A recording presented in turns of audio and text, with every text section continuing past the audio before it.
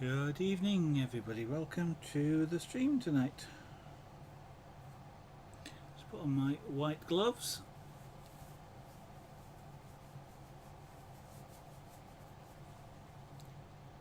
To keep the board clean. All water is somewhere else other than near this board.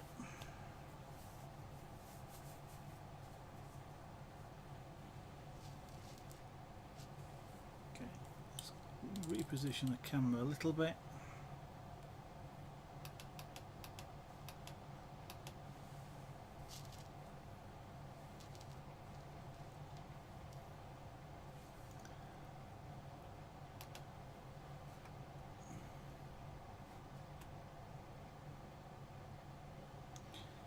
Okay, there we go. Right. Now continue as we did for this first wall with the end wall of this left hand side. Just make all the stones a little bit brighter and then we can fill in some mortar amongst them.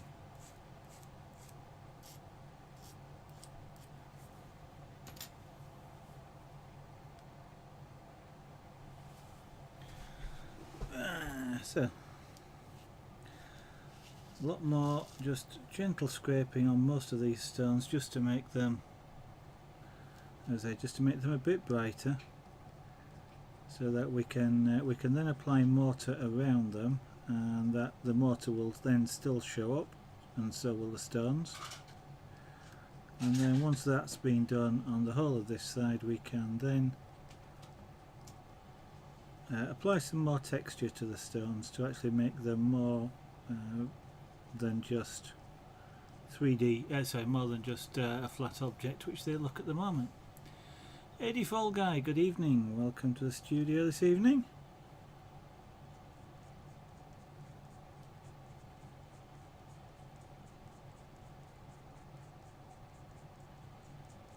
Anybody new who's not seen this particular art form before and hasn't quite noticed that it says down the bottom end there that this is Scraperboard?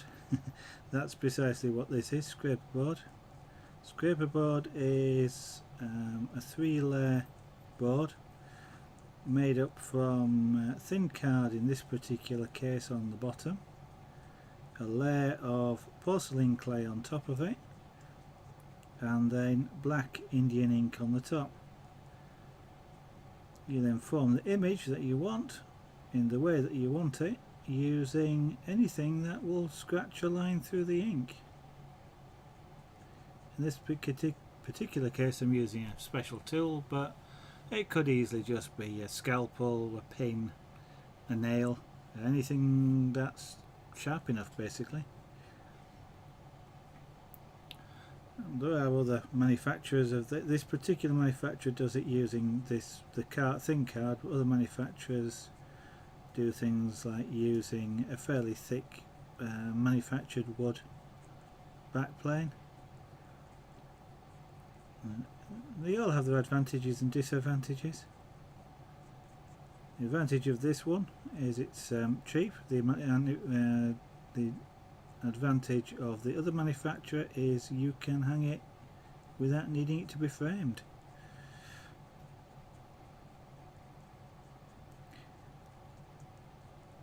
But otherwise it's a very similar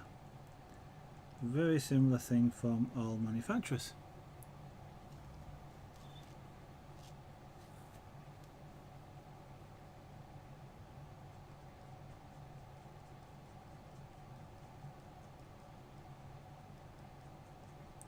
So are you still colouring in cocktail sticks, Eddie Fall Guy?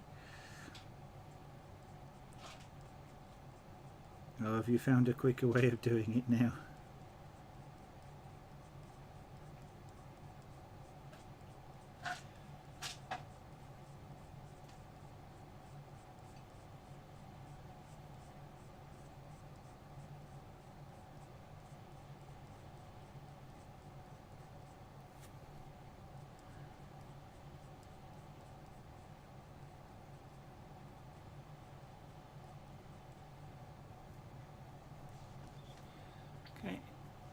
whilst you won't particularly see a lot happening at this stage, what you will notice is as I'm going through over a stone like this, you should notice it gets somewhat brighter on screen.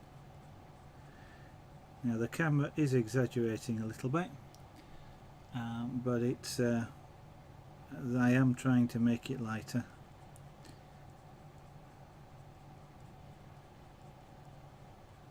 The idea then is, of course, as I say, to fill in the mortar around. What I have to be a little bit careful of in doing this is I don't create lines, vertical lines, because of where I stop and start scratching. So I have to make sure I do random length lines that stop in different places, otherwise I'll get the impression of there being a vertical line, which is something I don't particularly want. You have a question for me? Okay, regarding Arduino, alright.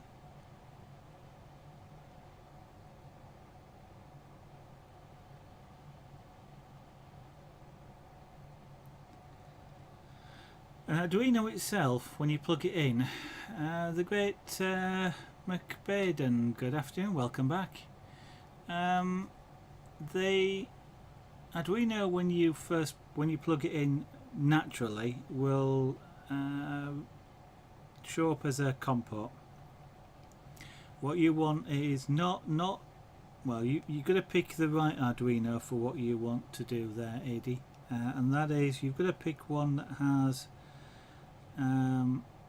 that has the USB embedded in the chip itself. So you want one that doesn't have a separate USB chip. Sorry, I've just knocked the camera. I'll be with you in a second. I'm just looking. I think it's something like a mini. Just trying to see what this one is.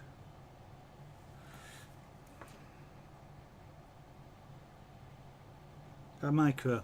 The micro, I think, is an example of, yes, it's a micro. The micro is an example of one that doesn't use a separate USB chip, because the USB is then embedded into the Arduino chip itself. What it can then do is it can simulate being a keyboard, a mouse, or a joystick. You almost certainly want it to work as a joystick, so you can then have buttons. I think the libraries that are just around will let you have up to 16 buttons, which it should be more than enough to implement a head shifter. And then it will show up as a joystick, and then it'll always have the same name, but you'll then be able to find that one in Eurotruck and just map to it. The only thing you'll have to remember is, I think in Eurotruck the H shifter controls expect the button to stay pressed when you whilst it's in that gear, because I think if none of them are pressed then it assumes neutral. Not 100% sure about that. You might actually have to look at the controller config for that. There is, in actual fact, it may well be on the ETS website. There is a document which does talk about making your own controls, or making your own head shifter patterns, and it does tell you about that. But if you need to keep it pressed, then you just have to, and you're using buttons, you'll just have to remember with the Arduino it'll be press once, and if you press any other to keep it on, and if you press any other button it then switches, or if you press the same button again then it comes into neutral or something like that. Webber is Beast, good evening, welcome to the stream as well, and Fear Reaper 7, nice to see you back. And yeah, well, I don't remember the last time you were in stream, but then I don't remember when that was, so But good evening, welcome back. I don't think you were here whilst I've been doing this scraper board. So let's see. I did some pyrography last. So if you saw pyrography either of a fox or of an elephant and giraffe, then that would have been within about the past 2 weeks. If you saw what came before that, carving the dragon, then that's about the 4 weeks before that. And if you haven't seen any of those, then it's been a little while.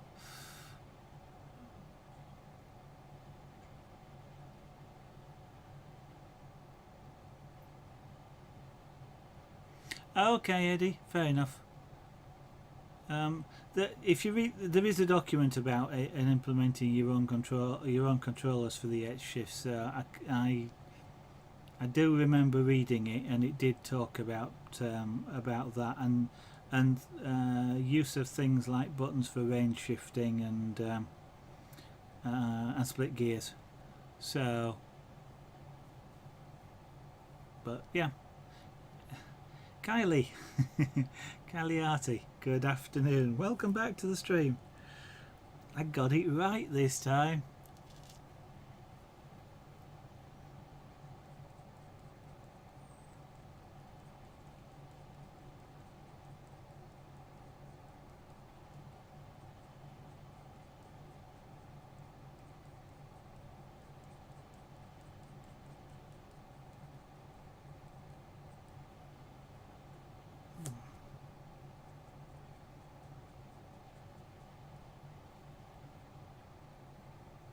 Okay, so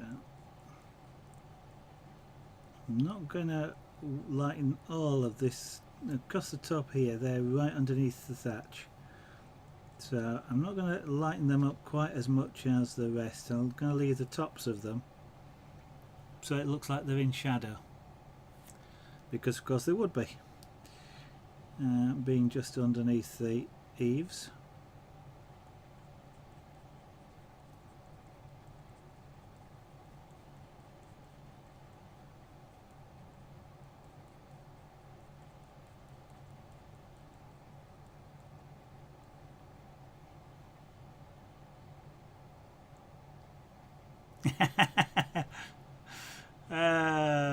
Thank you. Might get a little bit soggy if it dips in the middle, but that's fine. Thank you very much, Caliati. And now that I've got it in my mind, I probably will remember. Time to go price up a micro. Not that expensive, from what I remember. It depends on whether you want one fast or whether you're going to wait for one from China for a week or two, but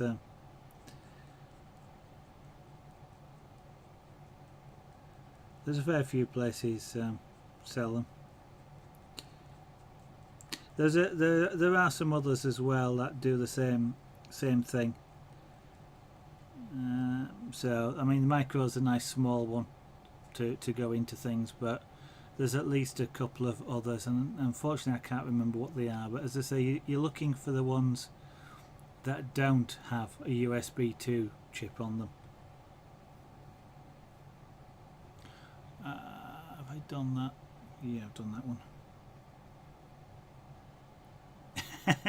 You should have skipped it like a stone, Caliati.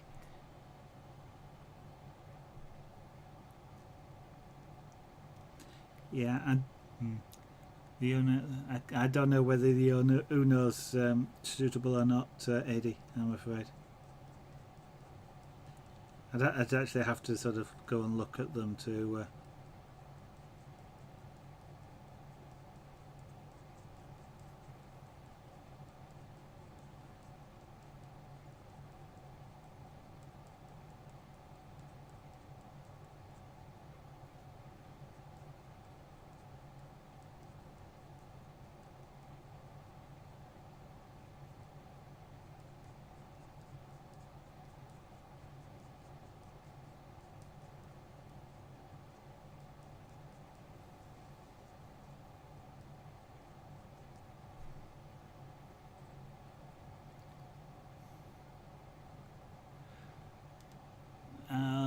that's a pity, Caliat. It's all to do with picking the right stones though. You've got to get really flat ones if you want to skip them. A bit like a cookie would be really flat on the bottom at least. But thank you for the thought. Okay,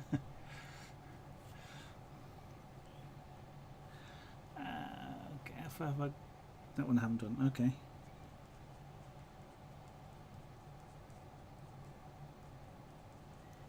So apparently today, half the world has been watching Wimbledon tennis. If the commentators are anything to be believed, has any of you guys been watching? If you have and you've an interest, did your favourite win?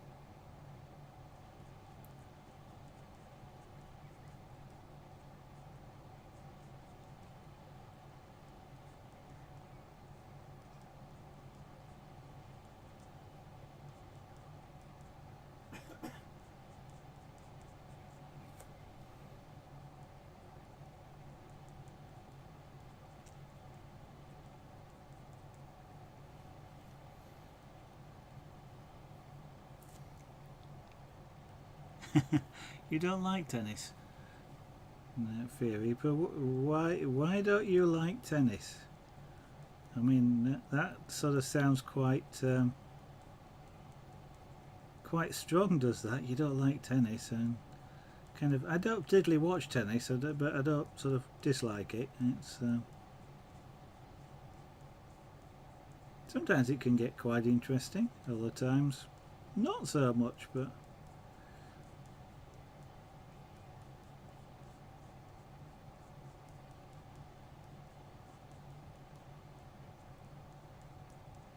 I know I'm not very good at it. If I try hitting a ball, it has a tendency to go in very many places, most of them not where I wanted it to go.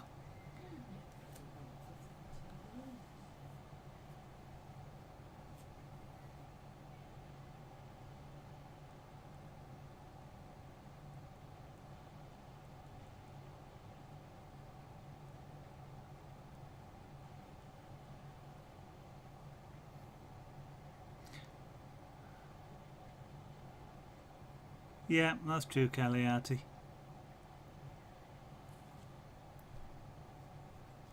Oh, that's fine, Theory, but I mean, no, Dave, you know, if you're not interested in it, you're not interested in it. There's nothing particularly wrong with that. If everybody was interested in exactly the same things, then you wouldn't have a lot of the fun stuff that goes on in the world these days.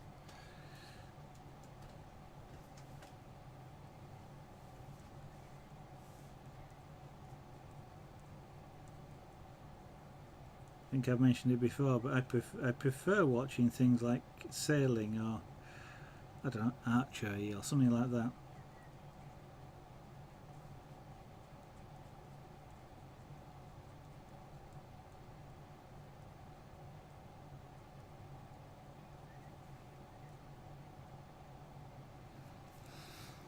It kind of surprised me today when I was watching the end of the men's final in Wimbledon today, and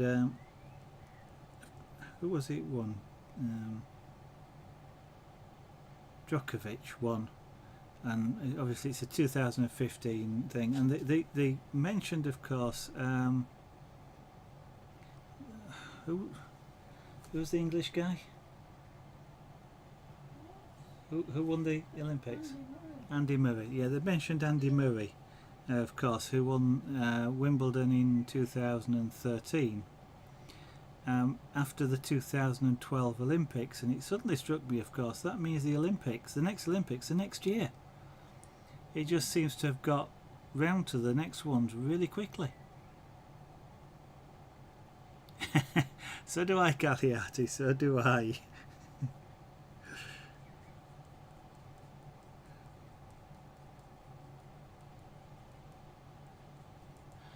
I will. I shall assist. I shall assist you by zooming in a little on the area I'm working on.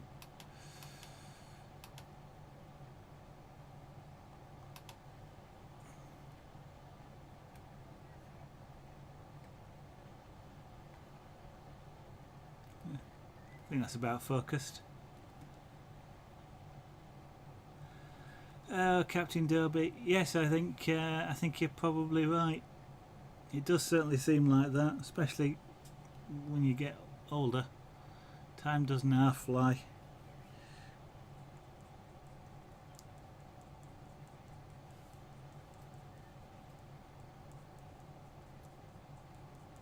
It certainly doesn't seem like 3 years ago that the Olympics were on.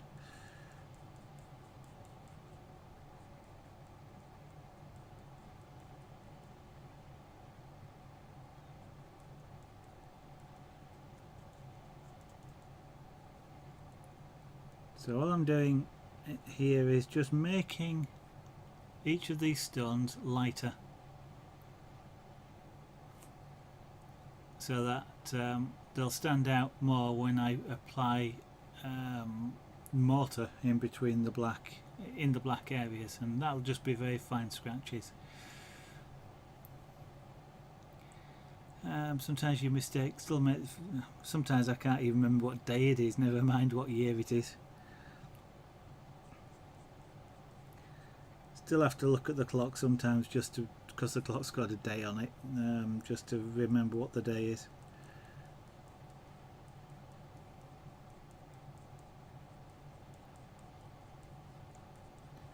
Now I'm following the texture lines that I put on when I first put these stones down on the board, so that I keep the same scratch directions. That way the stones look different when you're looking at them here in person. They look different because they've got different angles of scratches. They reflect the light slightly differently, and so they don't all look the same.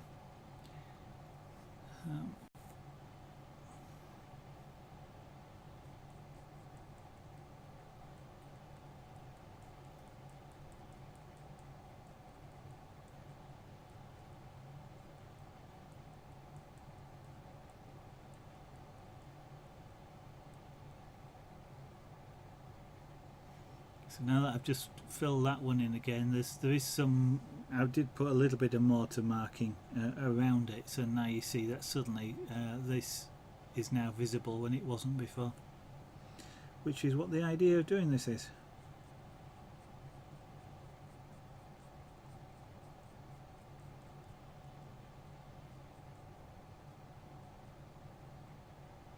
See me looking up, I'm looking at a monitor just in front of me, so I can see what you're seeing. It's also my OBS output window, and it gives me actually a slightly different view of this piece as well, which helps me see what I've missed and what I haven't done and what I need to do next. Like this little stone right in there which wasn't showing up, and now is.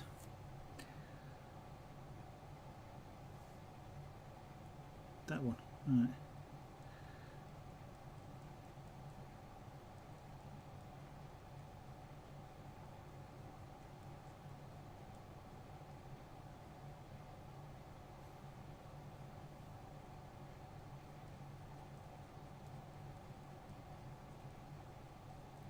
So I wonder if there's going to be any new sports coming into this next Olympics. They seem to add one every so often.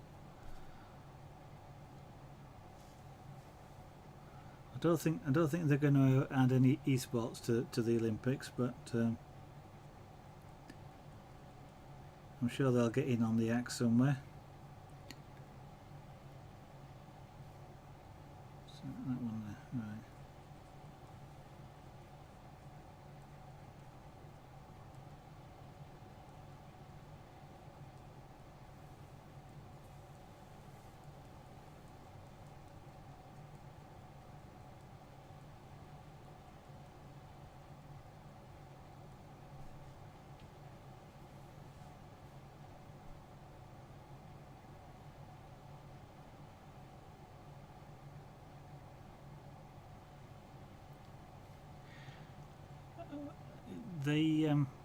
The good thing about that, Caliate, is that you've actually made one, which means that it will get better the next time you do it. Well, I'm assuming you did that from a kit. And the copper background ones are usually, you can buy them as plain boards, but the copper background ones are usually kits. They don't always pick the best pictures to do. I mean, the tiger one is a spectacular picture, but they don't necessarily let you do it in a, or tell you about how to do it in a way that does it justice, shall we say, because they're aiming it at being to get a reasonable picture out of fairly rough handling, shall we say. So you might find if you just have a go at doing it your own way that you'll get a better image rather than trying to follow one of their patterns. You can get that copper board or silver, or this, which is clay board, as just black, and you can then put your own picture on the top of it, and you can draw on this with a pencil, or you can trace through using some sort of, what's it, carbon paper, but transfer paper, and then you can do any sort of image you like. And so sometimes picking a different image, you'll find you do things a lot better. You've just got a better affinity for some images than others.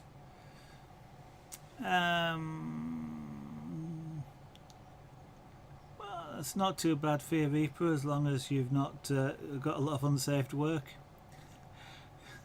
If it's always crashing, it'll teach you to save more often. Always seems to be talk of adding darts. I don't know whether that is, or I didn't know it wasn't, so to speak, but I didn't know it was either, so wasn't a kit now. Okay, well in that case it is just simply more practice. The fact that you've done one, and sort of, if you like, an awful tiger is better than no tiger at all, and means that you can do a tiger. I'm not sure I could do a tiger just yet. That's something I'll maybe try one of these days. It must be nice in copper actually, because it would, of course, the copper would have really given out the nice fur tones. Max out the cake, good evening, welcome to the stream, and 3D Block, you've been away for a while. How are you feeling, sir? Are you going to start streaming again soon? It's not Cariati. It's you can repair it. Depends on quite how much you want to repair, but if you think of it, this is Indian ink on top of something, so you could just get Indian ink and put a paintbrush over the top of the marks and it will hide them. If you're trying to cover a large area and the Indian ink isn't a perfect match, for example, then it might show up a bit glossy or a bit of a different colour. But if you're then going to scrape over the top of it again, then it probably will show up a lot less. You can also get sort of ink-based pens that work quite well on this, so you can do small areas with it, and you can actually also get specially formulated inks like those. So the one in the middle there, the black, is intended to repair things, but the other colours are there actually to add colour to the image that you're working on. I suspect that, well, I'm going to try at some point the green there, so when I do grass around this cottage, I'm probably going to try some of that green ink on it and see how it looks with a coloured image.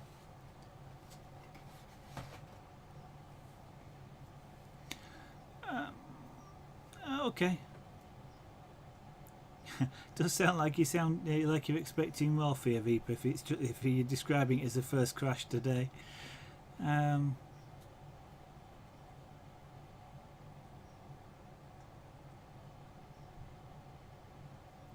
Oh, good. Okay, well, I hope you will feel better soon, 3D Bloke, and we do see you back.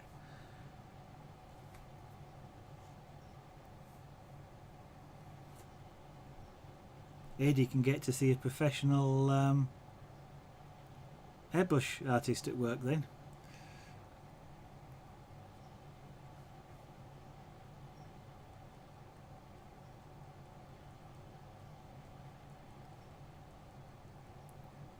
Now, who was I talking to yesterday about professional? It was you, I think, wasn't it, Fear Reaper? So as 3D Bloke there describes himself, he's a professional airbrush artist, but he's oh, I forgot what you're saying is now, 3D Bloke. He's professional but not an expert, or something like that. I can't quite remember.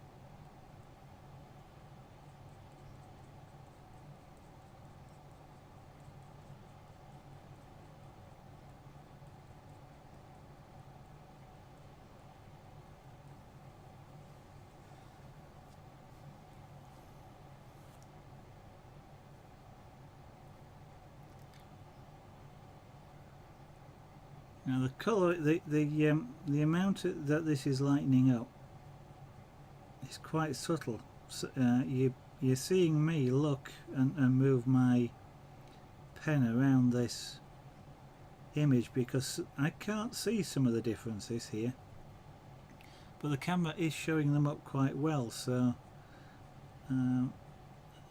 it actually helps enormously to look at the camera, but the camera therefore is exaggerating the differences, probably because of the way the lighting is and the exact position of the camera. It's able to see the scratches at a more lower angle, and that lower angle is reflecting more light than I'm seeing when I'm looking more or less straight down.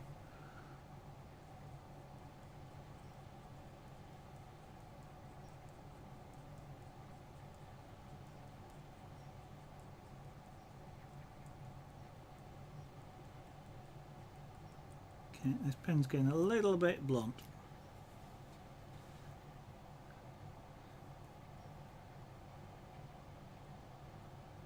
You got to run and get some food. Okay, Caliati, have a good meal and see you later. Thanks for dropping in.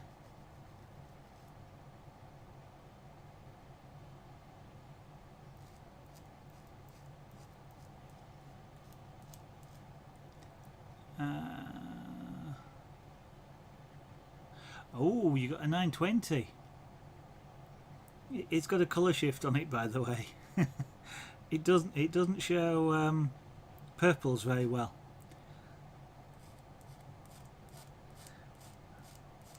As you know from Chris's stream. I don't quite know what it is. It's not that it seems as though it's more sensitive to blue. So, but there doesn't seem to be a blue shift on it as such.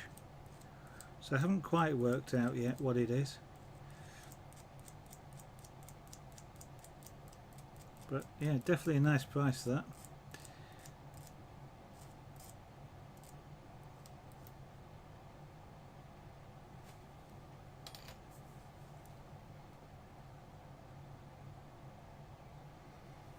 Thank you very much. At the moment, it's they're looking well. The main texturing at the moment is just lines in different directions, just to keep them so they actually have a visually different look to them.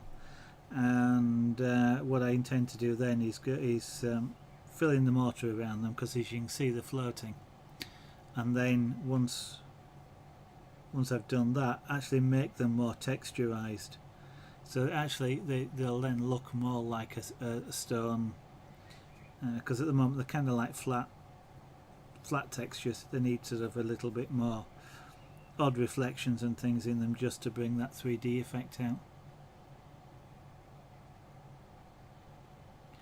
Yeah, you might actually be more successful at doing that, because with you shoving yours through the Mac, and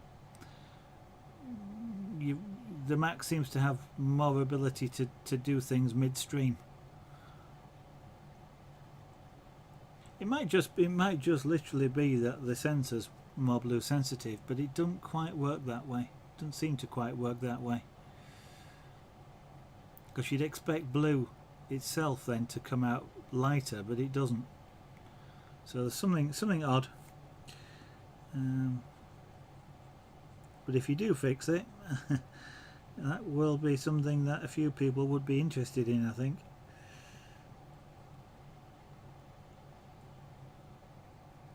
Because Adi has the same problem. I have that problem, and of course Chris. I shall not invoke his name, but Chris has that same problem. Actually, I ought to try and invoke his name, see if he pops up, but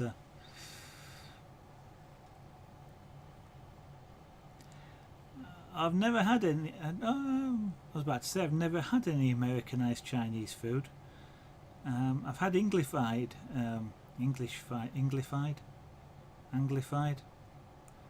Chinese food, which is nice.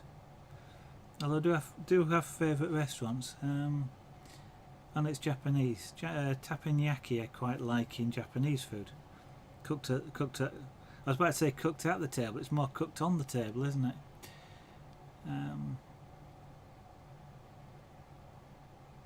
Okay. Well, I haven't looked at that. Actually, it was something I was going to look at after the stream.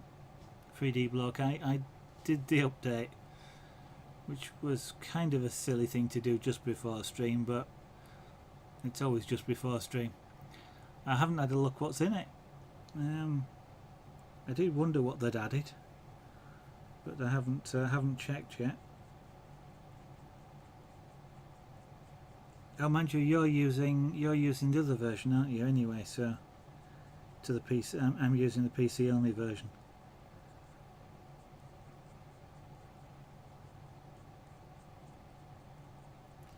Shall have to take a look, see if they're any different these days now, or whether they've caught up with each other.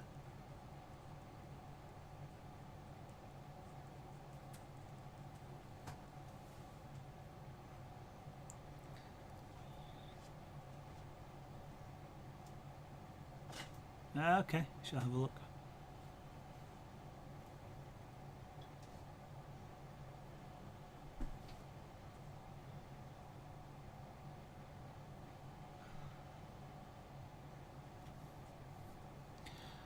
Weird problem with one cam lagging behind the other. There may just be a frame buffer in the in one of the cameras. Tell you actually, 3D block, one thing to try with regard to a weird problem like that is to make sure they're on different host controllers, USB host controllers on the machine. It could well be that they're sharing or reserving bandwidth, and one of the cameras can't get enough, so it's buffered. That might be something just to try moving them around. I know with the two cameras here, one of the problems I had is actually one of them, whenever both of them were plugged in, one of them wouldn't actually start, and it took me ages to realise that they were both plugged into the same host controller, and the 920 and this Microsoft thing were just they just on my platform they couldn't reserve enough bandwidth for them both to operate on the same controller. So once you moved one to another controller, it started up okay. So you might have a similar sort of thing. Hiccups are terrible. They are if they don't go away. Well, they are. Yes, you're right. They are terrible.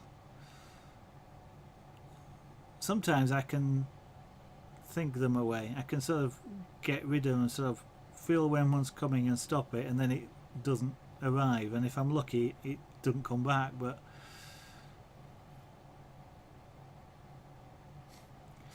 don't know if you 3D you can look at on the PC. You can look at the device manager, and you can see the USB root ports in the device manager, and you can see when something's plugged in because it updates which device port it's connected to. I've got USB ports on the front of my machine and the back, which are both on the same controller, on the same host port, root port. So I had to be a little bit creative, shall we say, trying to find one that was on a different port. I'm trying to think actually, if you show the properties of the port as well, you can sometimes see what host controller it's on. Oh, for long periods of time. That's not nice, Caliati. It really isn't. It gets real tiring, doesn't it? Squeaky. Yeah.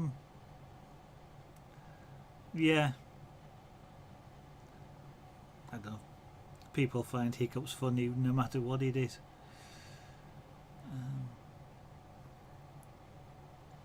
Mine get quite low, and they carry a long distance if you like that. But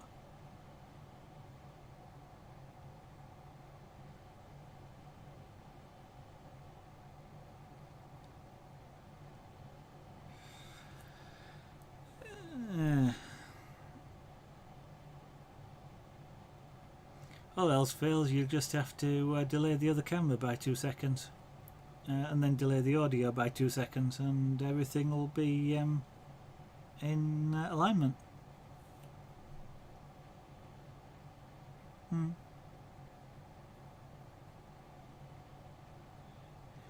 I know. I think I've got. I can't remember if I've got 4 or 6 host controllers on this main board, and it's not obvious where they're connected. It's one of those. I spent ages looking on the internet, and it's one of those problems that you saw lots of people saying, I can't get 2 cameras to work, can't get all this. I never found a solution, and it was something else completely I was looking at.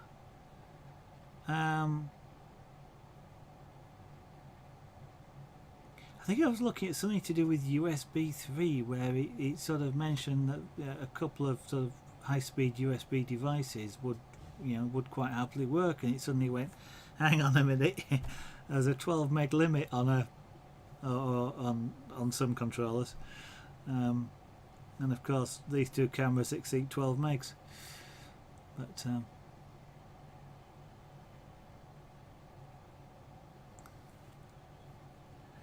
I should get on and do some more scratching, shouldn't I?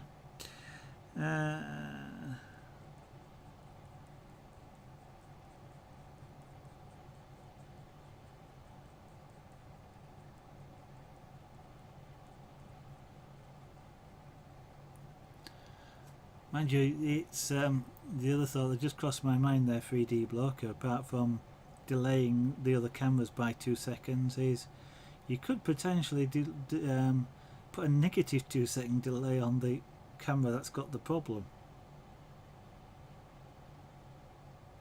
because I think OBS lets you do that, or it certainly lets you do that on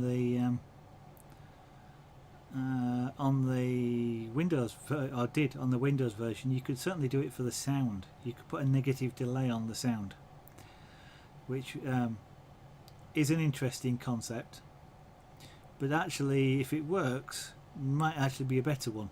So you fix the problem camera rather than fixing all the other things to work with the problem camera.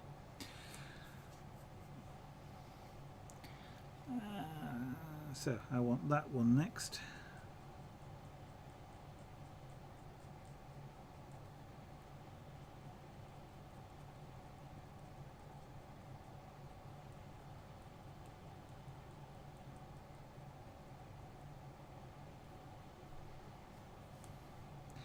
I do love on these streams how we go to all sorts of topics.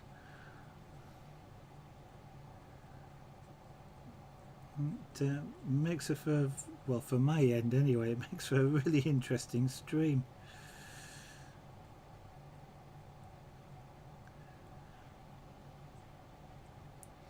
Now I want to be a bit careful. I was going to say a bit careful around the window, but they've got to get lighter, otherwise the mortar will just it'll just disappear into the mortar. I just kind of like the look of them as they are, and don't really want to spoil it, but if I don't lighten them up, the mortar will just merge with it and I won't see the stones anyway.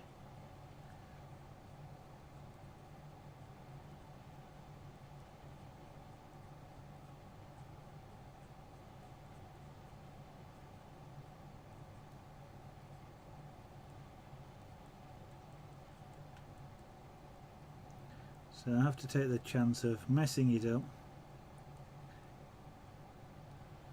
and maybe I'll get a happy little accident.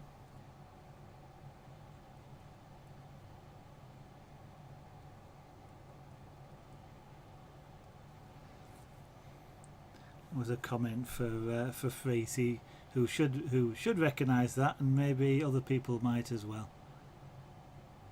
Yeah. Okay, Cagliati, you ought to try. To be honest, you ought to try doing that on stream. It's an unusual instrument to play as a ukulele.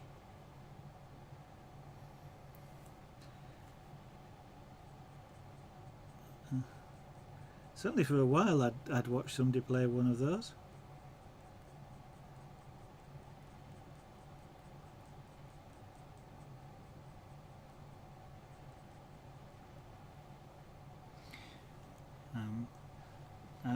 I could ask you a couple of questions about it, but if you're going to go and play it, and then I'll let you do so. I guess you've recognised it, Fear Reaper.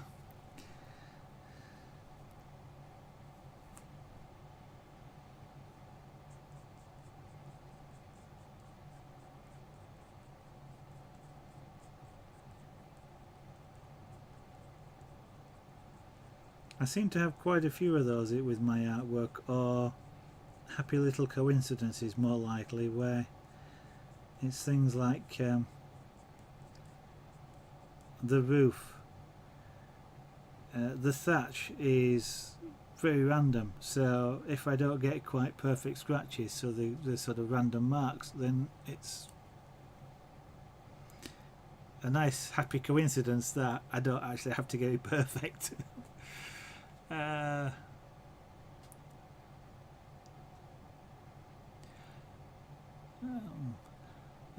Is that from you and I both mentioning him quite a lot, 3D? Actually, who was it the other day? Somebody else did mention Mr. Ross there on the stream, and I can't remember who it was now.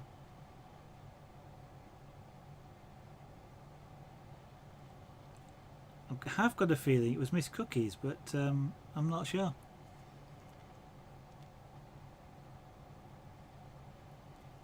Okay. Guitar.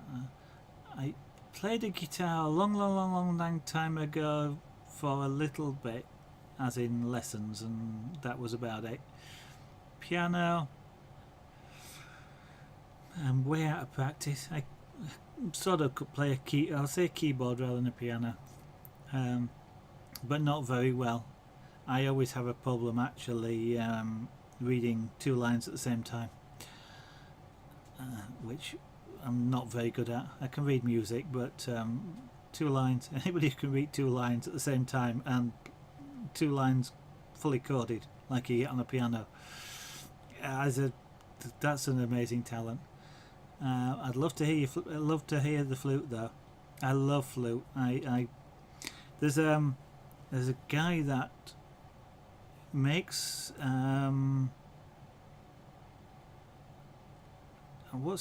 flutes, and some American flutes, traditional American flutes, which you blow in a different way.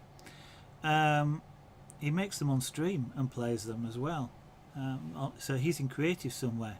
He's a fascinating thing to watch how they make the flute and tune it to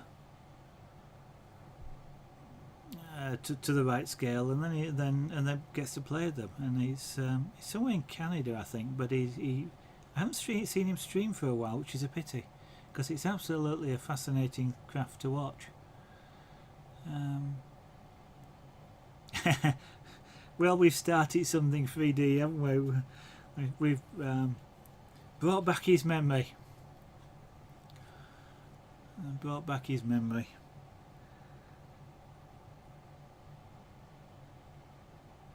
That one.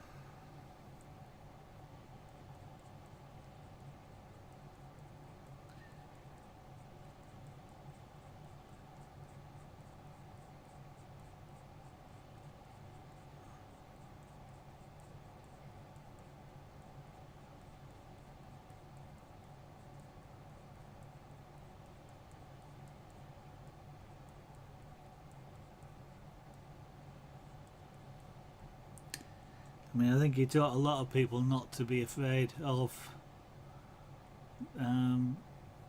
applying paint to canvas, and how you, with some fairly simple techniques, you can get some really nice pictures, and then you can learn more from that. You taught yourself guitar, ukulele, and piano. I taught myself. Well, it's. I say I taught myself piano. I taught myself keyboard. Sort of. I'm really not very good at it, because mainly I don't practice. I really don't practice, and for some reason, whilst I can keep time, the instruments I used to play was brass, so the cornet, and then the E flat horn I used to play. Now that was a long time ago at school, so that's about 30 odd years ago. But keyboard I've played on and off since then. Flute's the one that I've kind of always wanted, because I love the clean tone of a flute. I think it's really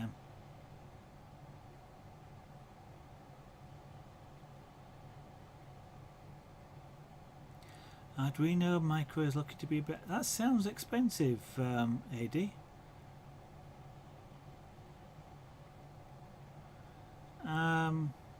Sounds really expensive, to be honest. Try having a look at Daft thing is try having a look at Farnell, because I think they sell the micro. I don't think it was that much.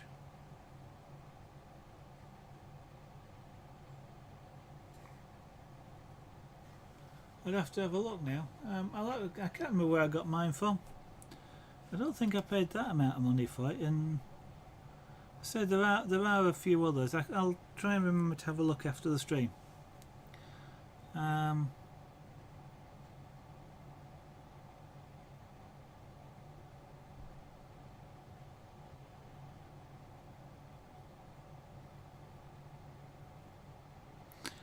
There's another chip out which I was going to say also have a look at the Adafruit website. Now they're American, but there are some places that distribute their stuff in the UK. There's at least 2 or 3, and they do things like a Flora and Arduino, some Arduino copies. So they may have, because Arduino's open source, so they may well have done one. In fact, I'm fairly sure they did. Don't think there'd be that much though. And okay, the dollar-pound conversion is a bit like 1 for 1, but there's a couple of distributors, I say, in the UK, so you're not importing them. I'm trying to think. There's another chip, Teeny, Tiny, Teeny or Tiny, Tiny something. That's another one which will use. You need to put the add-on, if you like, into the Arduino environment. So you can program it within the Arduino IDE, but once you do that, you can use the Arduino libraries for it, and they supply libraries as well. But you can even though it isn't an Arduino, it's a propeller, you can program it like an Arduino.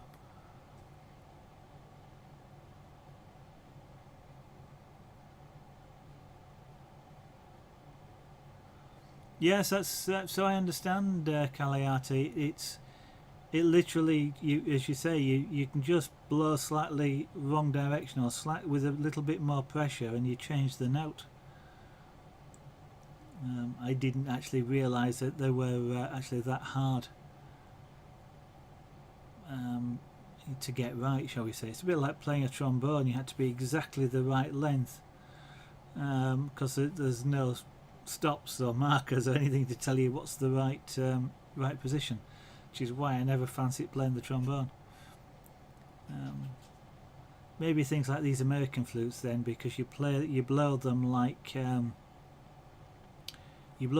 recorder rather than a flute, and only if you put a real amount of pressure into it do you start changing the notes, making them flat or. I think the guy said they go flat rather than the same as you mentioned there, rather than going sharp. But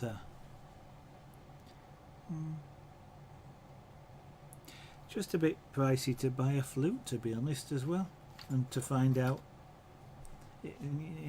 that I couldn't do it or something like that. They were not cheap. But as I say, I do love the sound of them. They're just, if they're played right, they're just so clean.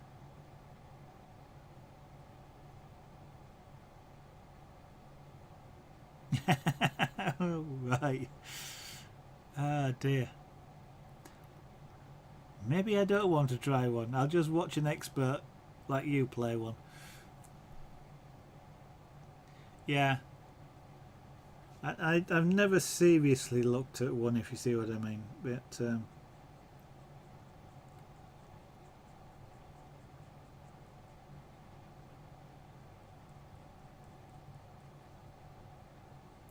I like making music, shall we say.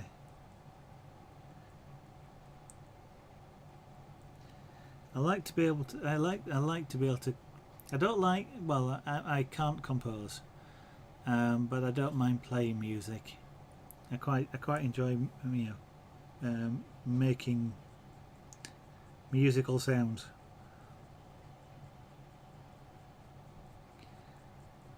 I just don't do a lot of it for long enough. Actually, the keyboard sat just to the side of me here, which I used to occasionally I'll practice something on.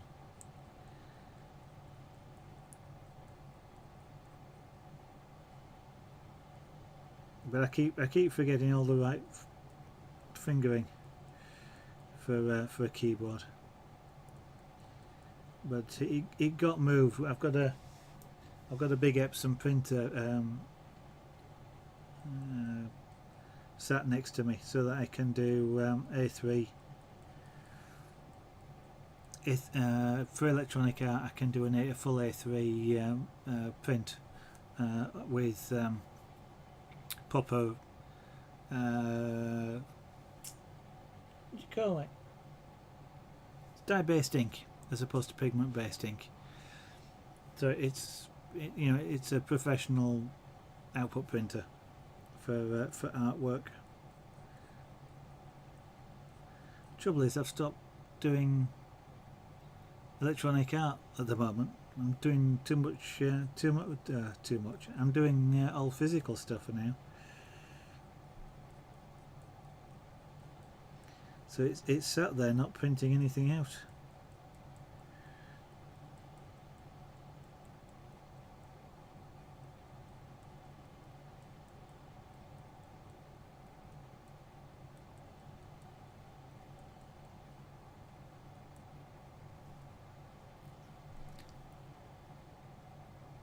Rose gold. Yeah, that would be a really nice looking flute, wouldn't it?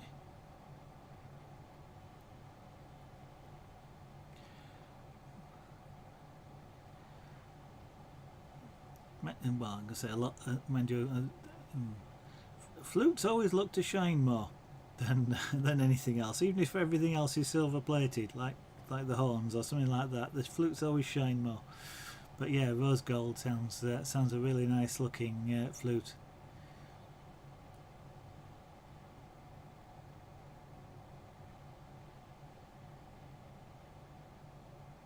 Yeah, okay, yeah, Eddie. I'll try and remember to have a. Remind me if I forget. Next time I'm around doing anything. If I haven't sent you a message, just remind me.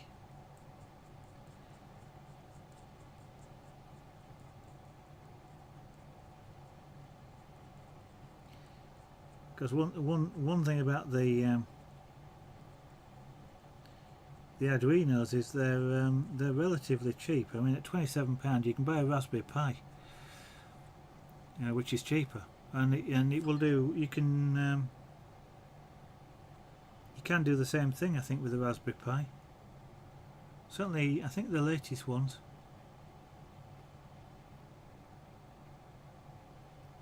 Because I think they've got a host port, not a host port. They've got a downstream port, so they can connect to a host.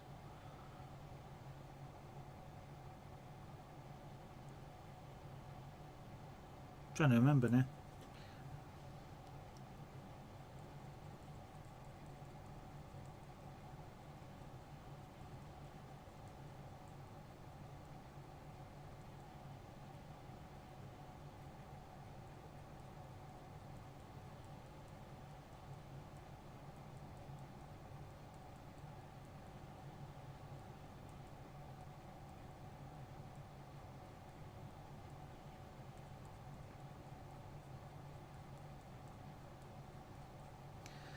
I know they can't be that fantastic expensive, because the one I got in front of me was originally destined to work as a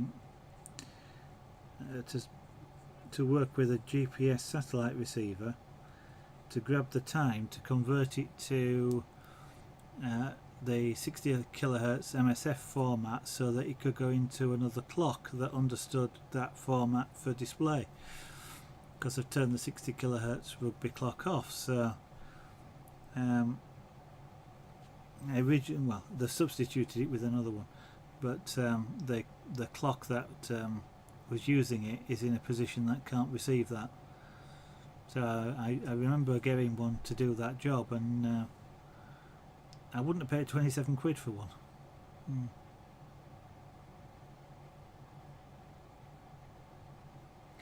Raspberry Pi Model B 512. The latest one's gone up a little bit, but they were about 20. They're making a bit. I think they were 23, and then the latest ones went to about 26, something like that. I can't remember now.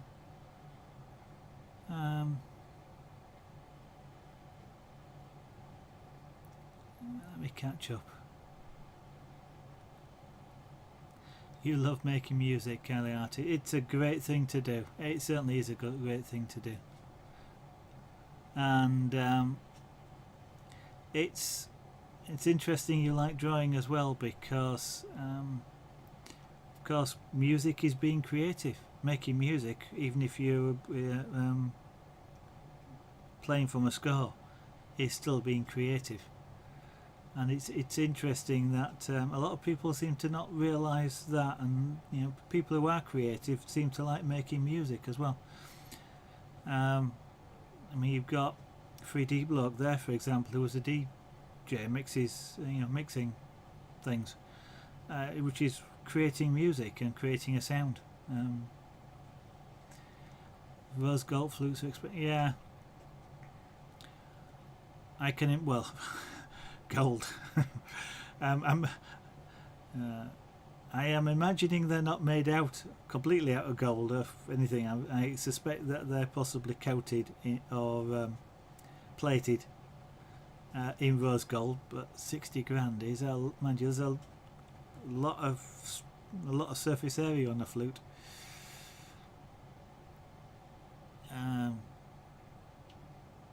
Mind you, if it has been made out of solid rose gold, then 60 grand does seem rather cheap. Okay, Fear Reaper.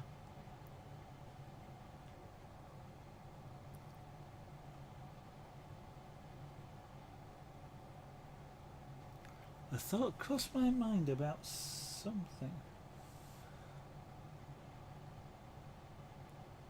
Oh, I know what triggered. That's interesting. I was just doing the same thing, but I was doing it on purpose. Biting. That hurts, especially when you really take a chunk out of it. When you said you love making music, just triggered something in my mind. Just try something.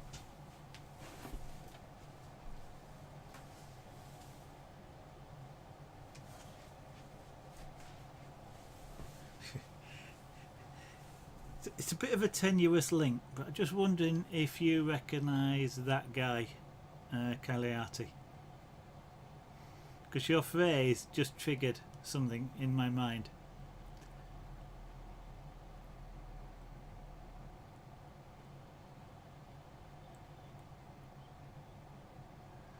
I shall put him away, because I don't want to scratch him. Hey, come on. I don't want to scratch him anymore.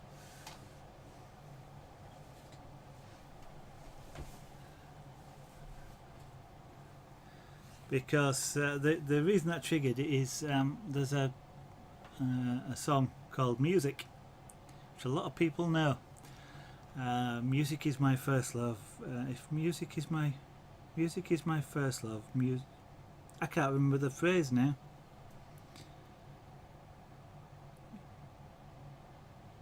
So music is my first love. Music is my life. Without my music. Can't remember, but that's the guy that wrote it, John Miles.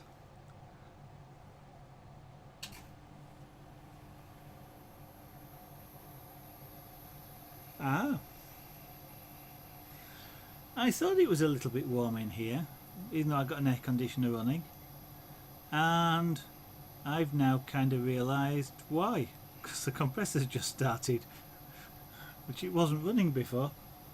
Which means that it was warmer than the air conditioner set at.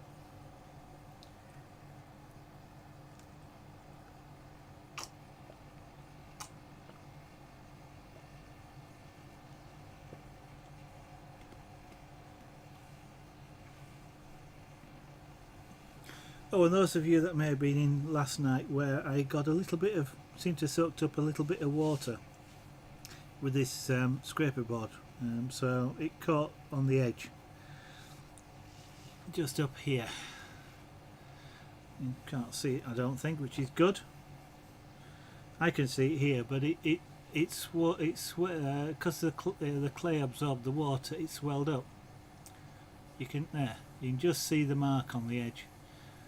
It's actually gone flat now, but you can still see the mark. But keep water away from Scraperboard. At least until you've coated it with some form of varnish.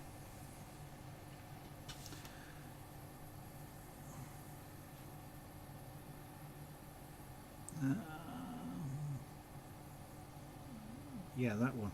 Okay.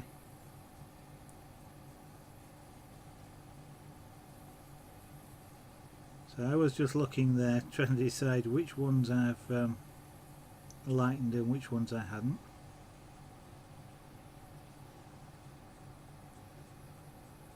You can only see it by looking in the output camera. So the streaming lark is helps in doing this art. It helps me see what I've already done or haven't done.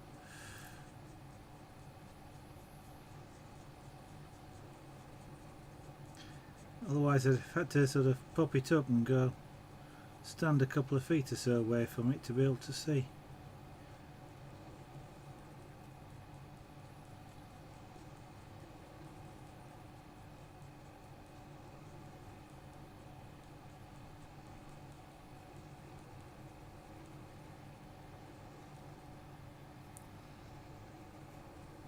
So if there's anybody new watching, welcome to the studio. If you've not been in before, you're looking at Scraperboard here, one of 5 different crafts or arts that I currently stream as I get to each of them in turn. And if I can remember what all of them are, because this afternoon I couldn't. Pyrography, which is the one I couldn't remember this afternoon. Scraperboard, jewellery making, carving, and punchcraft, which is kind of like miniature rug making.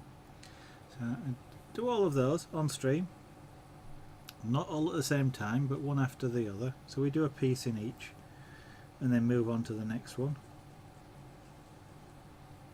And Scraperboard next is probably going to be punchcraft when we finish this, but that won't be for quite a few days yet, I don't think.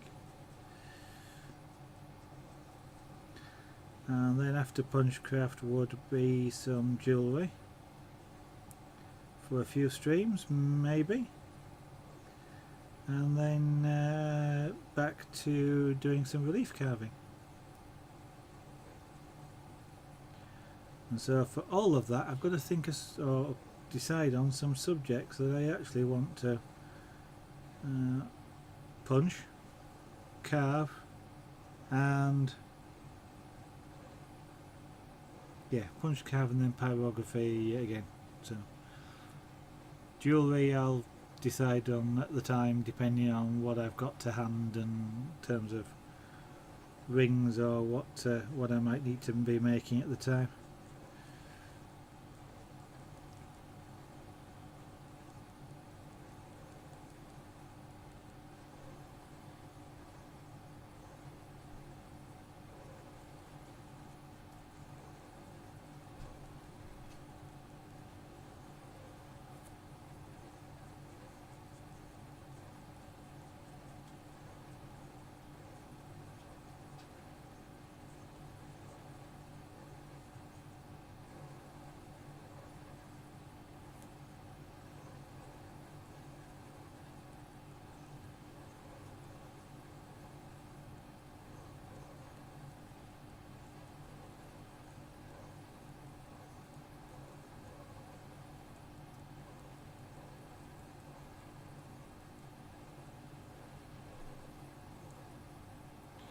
And whilst I'm doing this, if anybody would feels like they've got any particular questions about any of those crafts, then you're quite welcome to ask them. You don't actually have to wait until I'm doing that craft to be to ask the question that you've always wondered about, if you've indeed ever wondered about any of those crafts at all.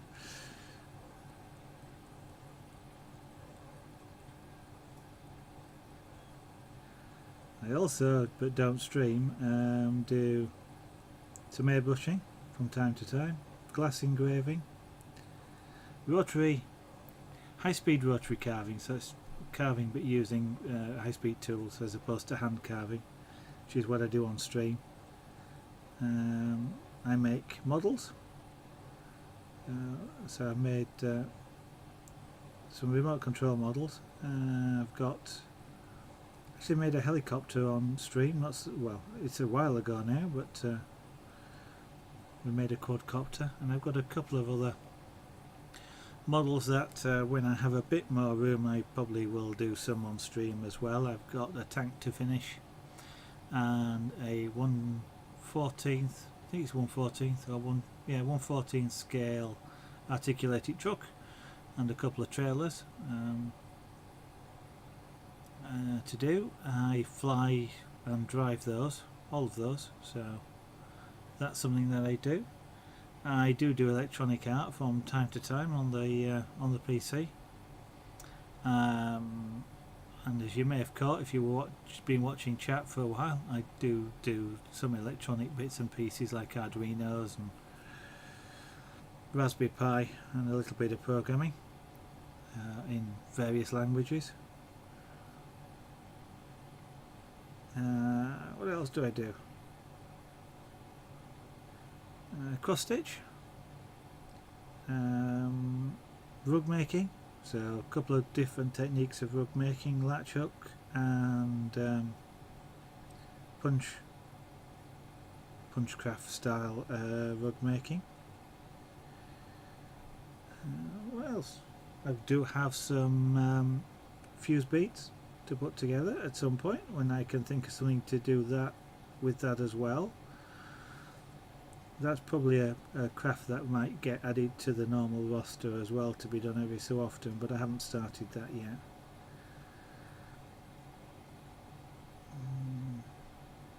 There's lots of little things that I do. I do lots of things, but I kind of just do them occasionally. I kind of get, I'll say I kind of get bored doing the same thing time after time. I mean, I can spend several weeks doing a particular piece, but then I'd like to do something different.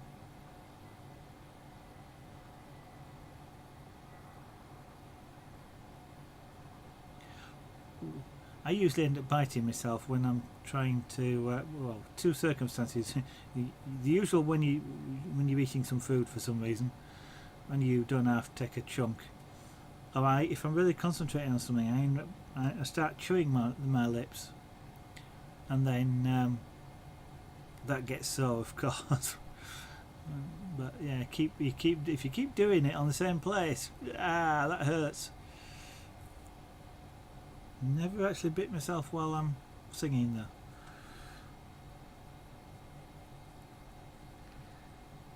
And at some point I've got a small laser cutter to put together, and by small I mean small. It's about an 8-inch cube, so it's not a great big laser cutter. I've got that mainly actually to explore using the laser that's on it to do pyrography, because it will create a raster image. So an image made up of, well, it scans in lines and then it will create an image depending on the whether you have depending on the distance you have between the lines will depend on whether you see the lines or not. But I got that to try experimenting with, not for actual laser cutting. I'm not fantastically interested in that.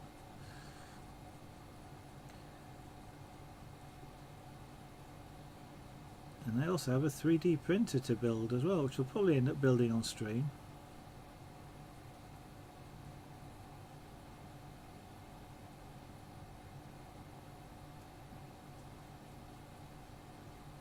So a fair few things. Most of the new stuff won't be until later on this year at the earliest, I'm afraid, but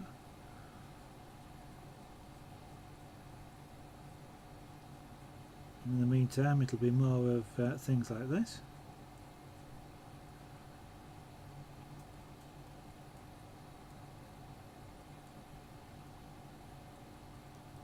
I think I might try an animal next in Scraperboard. I don't think I've tried one of those yet.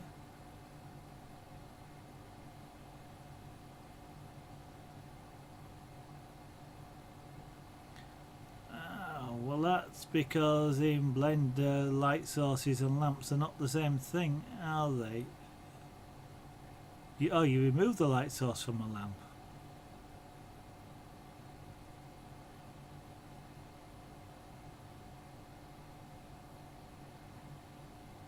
That sounds like a bug, or you've got two light sources there that you didn't know about.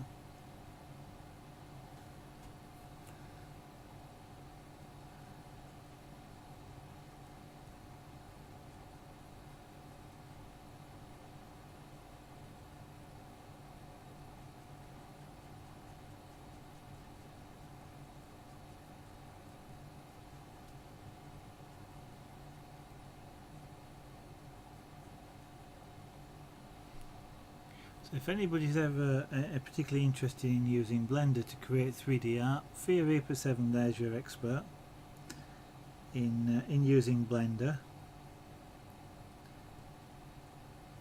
and doing animations. He's done a couple of unsolicited wise, I must admit. I must say he's Let's put it this way, Fear Reaper. You can do more in Blender than I can. That makes you an expert as far as I'm concerned. Remember the difference between an expert and a professional. Oh, I know. I was just going to tell them about the two animations that you did for me, which if you would like to, Fear Reaper, then you're quite welcome to post either of the links or both of them. But it's Zaragoza being chipped out of a block of wood, which I think is amazingly cool, and will at some point, when I find the opportunity, be used as part of the getting ready for the stream and the end of the stream plates that I generally put up whilst I'm streaming. So when you see those, Fear Reaper 7 is the guy that did them.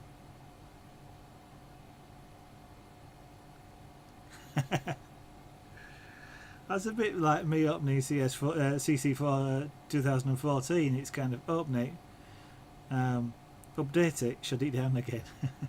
Although I actually have been using it just recently to do some tidying up on some photographs.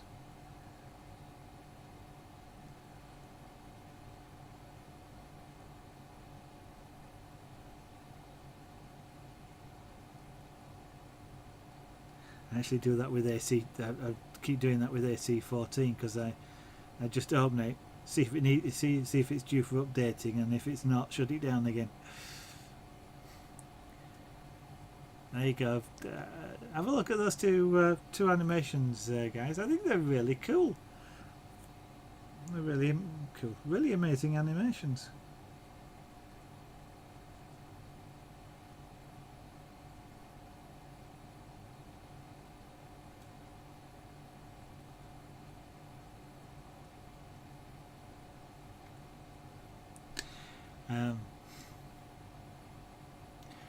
There you go. I was about to say I wouldn't even know where to start with doing those two, Fear Reaper. Or rather, I guess I'd probably start from the final letters and work backwards, sort of thing. But I wouldn't know how to do the chipping effect or anything like that. And I wouldn't even know where to start. So.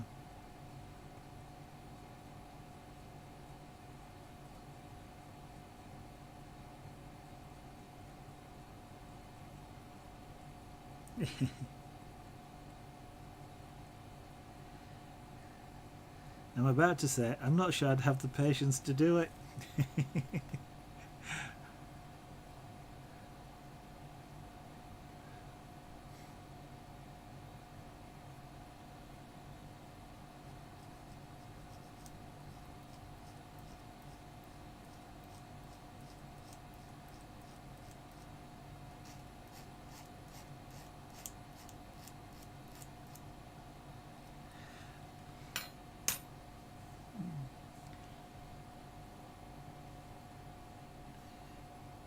I like them both, AD, but for different purposes, and I haven't quite worked it out in my mind. One strikes me as an intro, and one strikes me as an outro, and I'm not quite sure which way around it is. The first one has got more drama to it because of the moving and the zoom out at the end,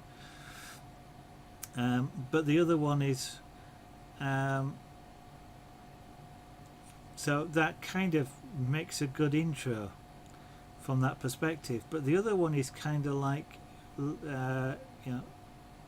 as though you just immediately then do a jump cut to something else, whereas the first one, sort of the zoom out is kind of, you're following it along, then the zoom out is almost like saying goodbye. It's you're backing away from it, and then like fade to black from that. So I kind of haven't decided whether which one says which yet, but they kind of strike me as either end of a broadcast.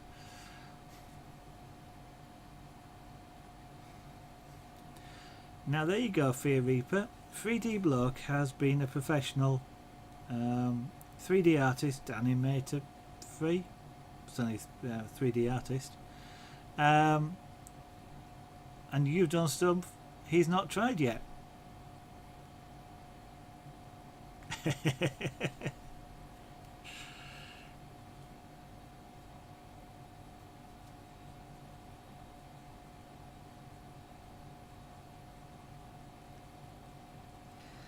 So for those that don't understand that, what I'm the context of what I keep saying there is there was a discussion the other night about how people compare themselves to what they do is not professional enough, and there was a quite an interesting discussion going on about professionals, because ultimately a professional is somebody who gets paid, and that's it. It doesn't say, the word professional doesn't actually say they're any good at all. And if you think somebody who's just never done a job before is suddenly getting paid to do it, is a professional and knows nothing about the job, whether it's 3D artistry or whatever. So that was kind of the gist of the conversation. So comparing yourself to a professional just means you don't get paid, and they do. So right, now I've got a couple more of these rocks that aren't quite bright enough.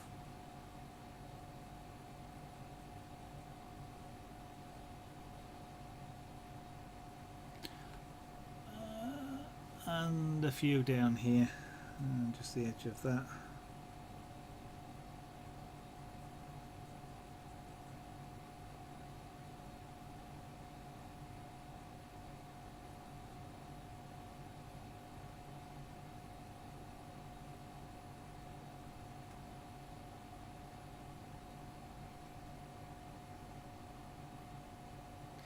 They're bold enough to stand down anyway. So that one there.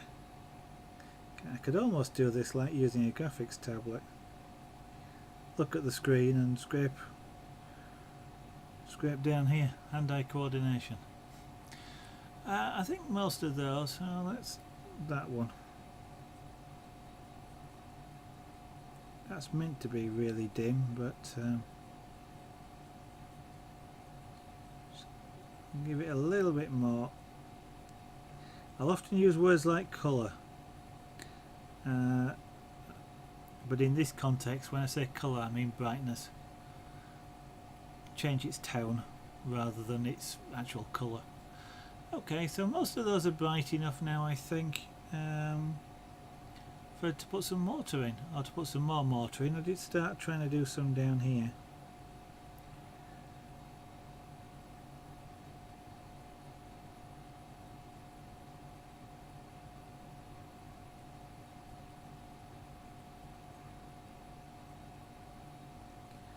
So as I do this, you should just start to see a grey start to fill in around the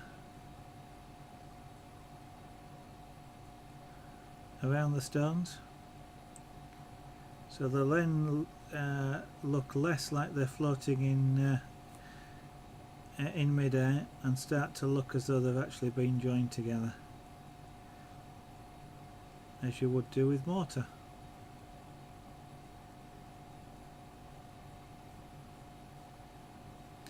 Now I'm doing really fine scratches, as fine as I can get away with, and relatively sparse, so quite a lot of distance between them.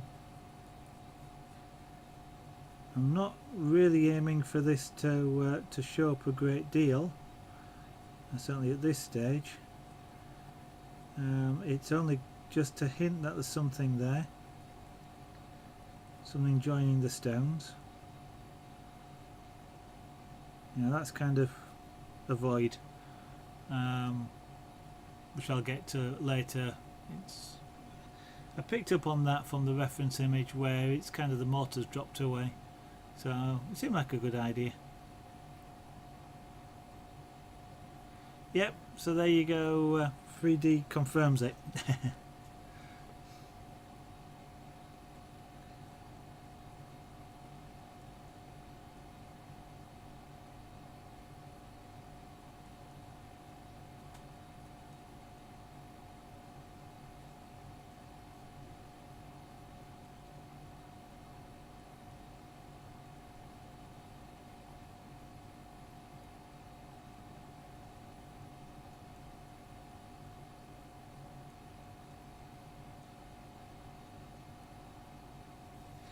This needs to be a little bit sharper for what I'm doing.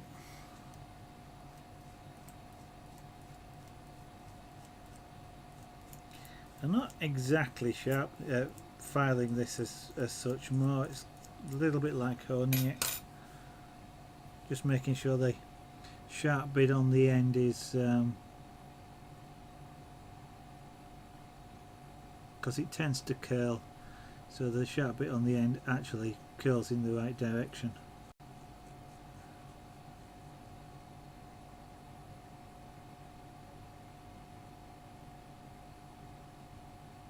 Sorry, I just saw something flash in front of me. It was probably just a delayed me moving my glove.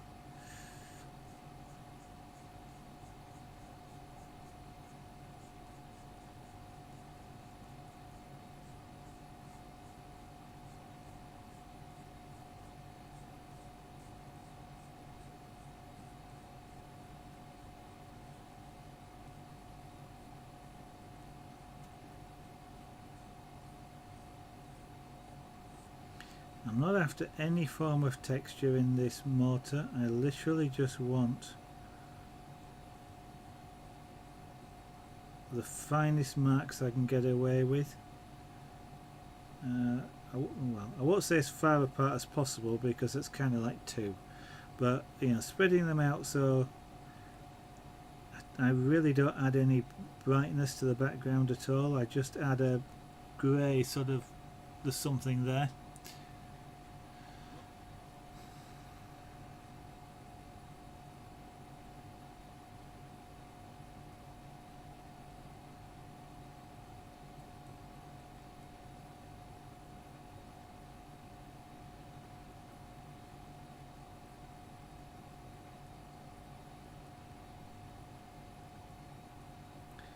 If necessary, I can always brighten the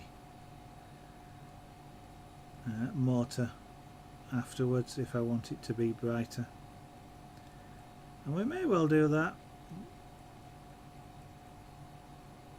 Not making any decisions on it at this point.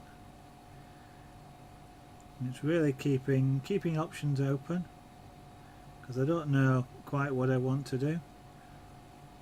For those people who aren't aware, the Scraperboard is a it is a new art form to me. I've done exactly 2 images. This is my 3rd in Scraperboard, and if you were on the stream a little bit ago, you'll have seen John Miles. He was the first ever Scraperboard image I made, and that's only probably about 6 weeks ago.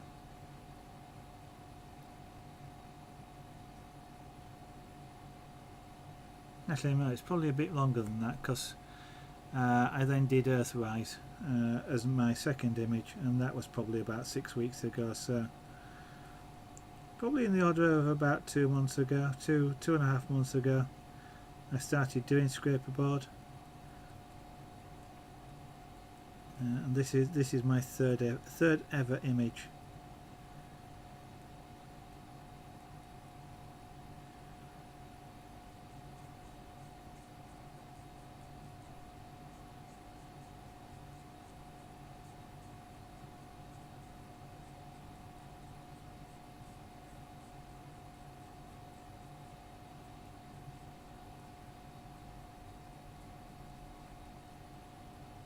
Which is quite interesting because the other day somebody described me as being a really professional and expert at doing Scraperboard. You off, are you? Adi, well, have a good evening, good night, and I'll try and catch you on stream tomorrow if you're streaming. If not, maybe I'll see you tomorrow night. Oh, Cagliati. Nasty. Stop moving your mouth. What you'll start to do now is you'll start to get the areas will get swollen, and that makes them easier to get nipped on.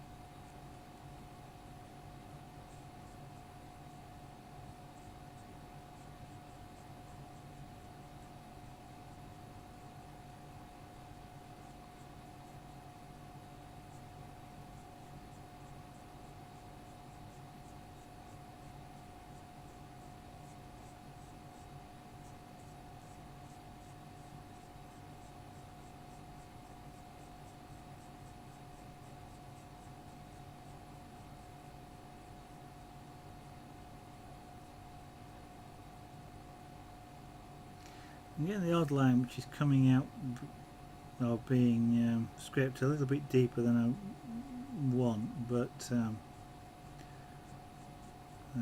not fantastically bothered, as mentioned before. At this stage, it's mortar. It will be slightly, it is variable and not. It's not all one colour. It's not all one shade.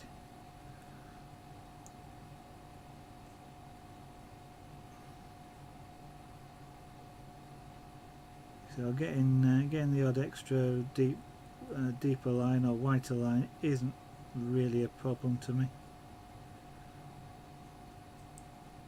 It just feels like it's annoying when you're trying to be really light, when you suddenly get more intense white line than you were expecting.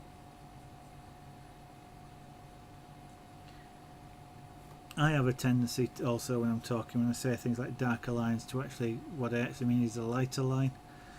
I kind of invert speech sometimes.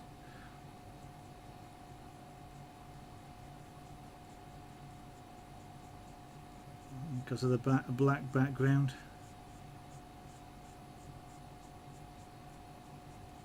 Don't know if you find yourself doing that on your monochrome stuff, 3D bloke. Start thinking of things as sort of a darker line when you're actually spraying white, and you mean brighter. Of course, it could just be me.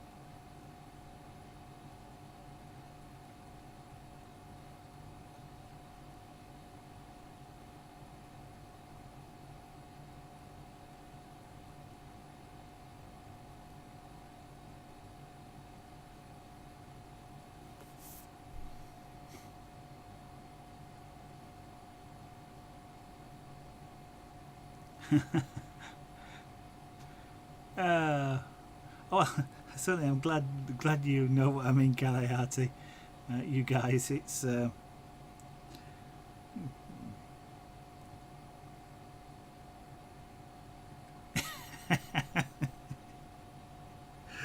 Oh dear, yeah. Um, I, I, um, I don't generally talk to tools, but I do tend to talk to materials. So, what was I doing this afternoon? Oh, yeah, I was making a chain this afternoon. Actually, I was making this one, and these yellow rings, the elastic, and I talk to these while I'm doing it. Instead of, along the lines of, you are going to go in there. You might not want to, but I want you to go in there. So you're going to go whether you want it or not. And I talk to materials like that all the time, but I very rarely talk to the tools, which is mm,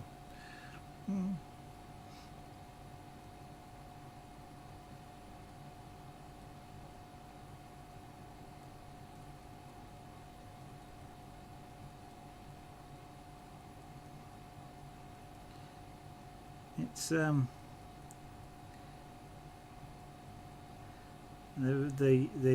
main reason I mentioned sort of me referring to sort of darker lines as meaning lighter ones and things like that is just if anybody's watching who sort of isn't quite used to the way I or other artistic peers speak and potentially mean something completely different to what it is I'm talking about.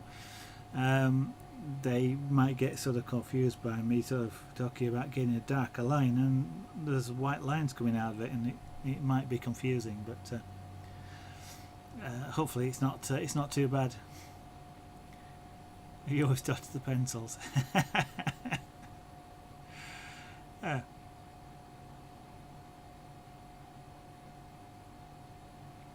okay, what have you decided on next then? Now, 3D block. I kind of do that. It's nice to pick something that you're not sure you can do and just then try to actually do it. Or I find it is anyway. Um,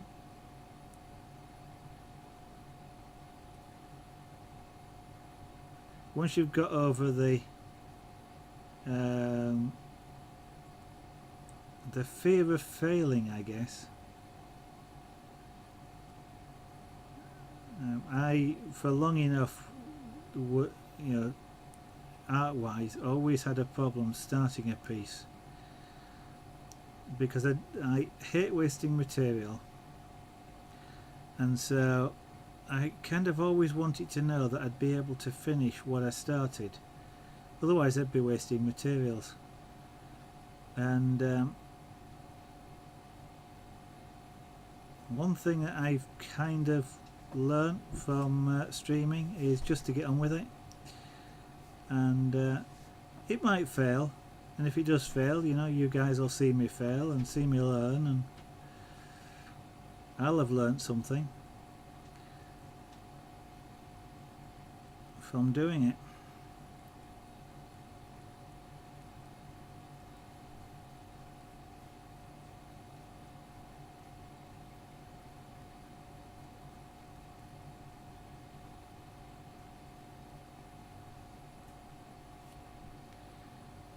Right.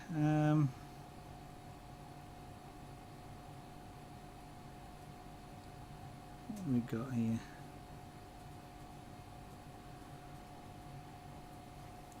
Okay, I've just got a little bit left to do, I think. Let's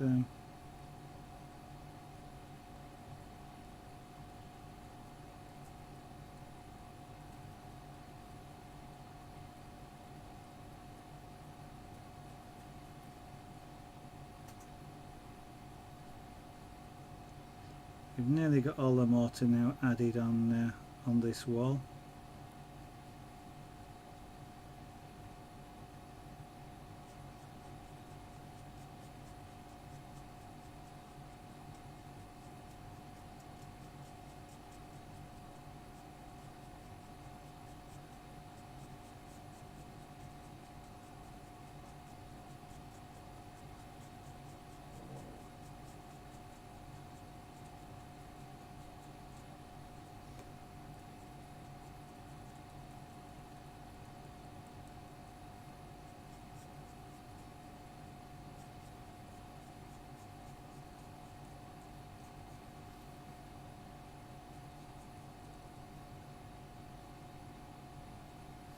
This needs a bit more sharpening.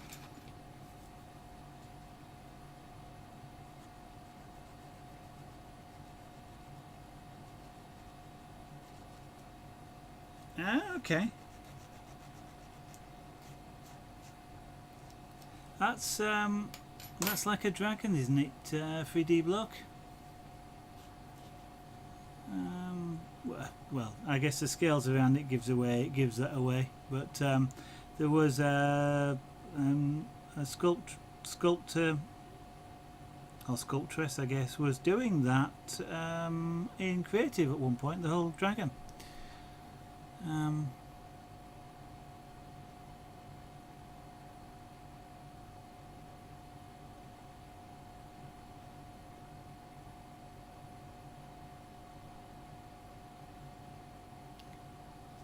Being creative, how doesn't matter what you draw, and you know, there's a guy that I sometimes watch on YouTube, and he doodles, but he comes out with some quite interesting images. So you know, it's all different. Pixel art.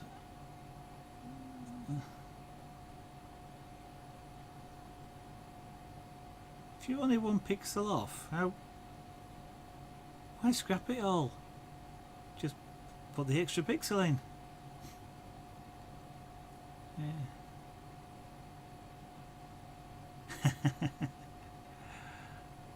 Yeah. Yeah, MS Paint for pixel art, yeah.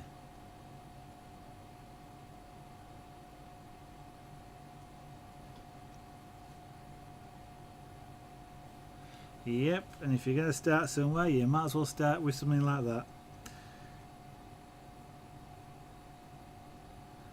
You notice the dragon I picked to do the carving on was an Anne McCaffrey dragon. They don't have scales.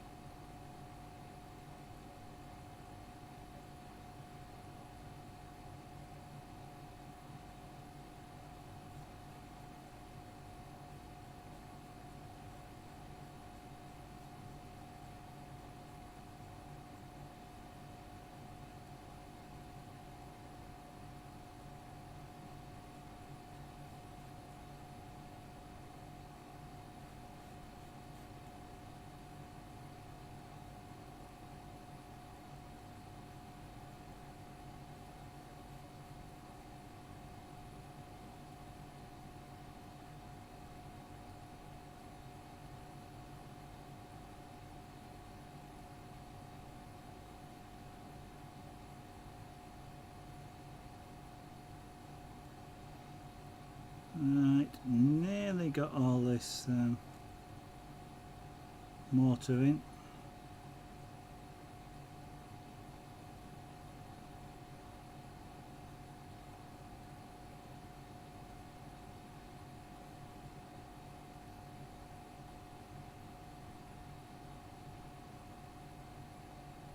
Some of it's turned out a little bit darker than a bit lighter than I intended, but some of it isn't showing up very well, so I might have to do a bit more work on that. I can't get hold of this. Let me zoom out the camera.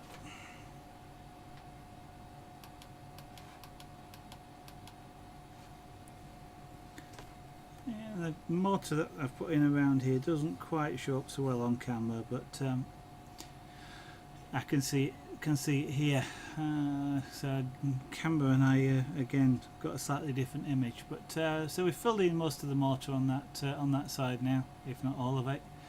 We've got all the stones have been lightened up a little bit, and so the next thing really tomorrow, because we've done for today now, but for tomorrow this will be, let me tip this up a bit so I can show the whole thing.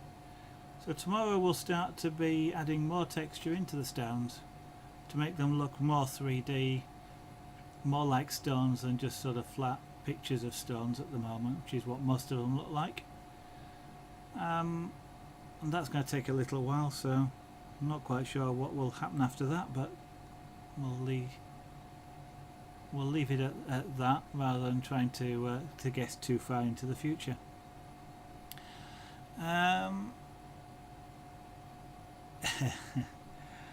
You are Cagliati, just needed a little bit of inspiration.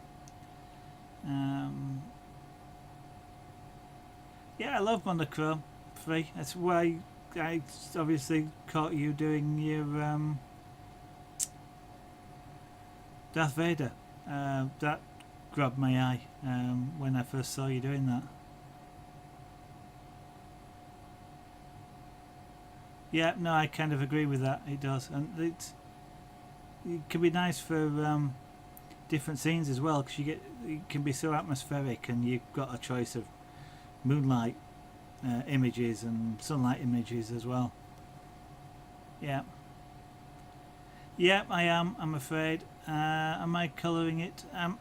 What I might do, I don't think I intend to colour the main image at all. What I think I might do is put some grass in down the bottom here, because I put a path around here, and then put grass in and colour the grass. So we ground the cottage, and then just the colour, just to throw your eye off a little bit, and throw it up really onto the cottage itself. I think we're leaving this just monochrome. Don't think I want to add any more colour at this stage. Maybe on a future one. If I was going to colour it, I'd probably add some colouring to the thatch more than anything, but leave the stones as they are. Anyway, I want to say thank you guys for watching. The usual advert comes now, and that is, if there is anybody that's watching that isn't following, I would of course appreciate it if you were to follow. You don't have to, of course, but it's always nice to know people like what you're doing. On the other hand, if you'd just like to catch me when I go live next, you can try following me on Twitter. The details will be on the end plate, but they're also below the stream window, and it's at Zeraganart. So there's a tweet goes out when I go live, not when I have my breakfast. So they're just art related, not to be inundated with them. On the other hand, if you'd just like to try and catch me on my next stream tomorrow night, it will be at 8 PM UK time, 1900 hours GMT. Or if you take a look at a clock near you, wherever you are now in the world, subtract 2 hours and 15 minutes, 2¼ hours, that would have been 8 o'clock. That time, tomorrow night. Thank you all, hope to see you again. See you later.